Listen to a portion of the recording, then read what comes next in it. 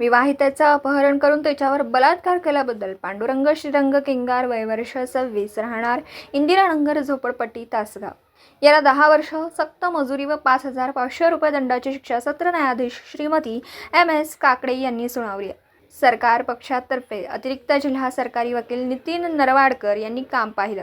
न्यायालयाने त्यांना भादवीस कलम 376(2) N अन्वये दोषी धरून 10 वर्ष सक्त मजुरी व 5,500 रुपये दंड न भरल्यास 15 दिवस जादा साधी कैद तसेच कलम 363 अन्वये दोषी धरून 1 वर्ष सक्त मजुरी व 500 रुपये दंड न भरल्यास 8 दिवस साधी कैद कलम 342 अन्वये 3 महिने साधी कैदाची शिक्षा सुनावली आहे।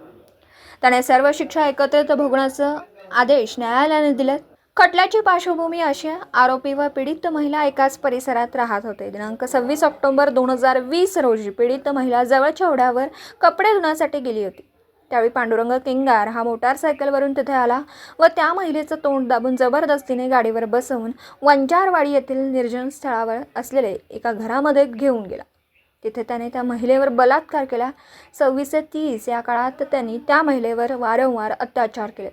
या प्रकरणी पीडित महिलेने तासगाव पोलिसात पांडुरंग केंगार यांच्या विरुद्ध फिर्याद दिली। सहाय्यक पोलीस निरीक्षक पंकज पवार यांनी तपास करून पांडुरंग विरुद्ध आरोपपत्र दाखल केले।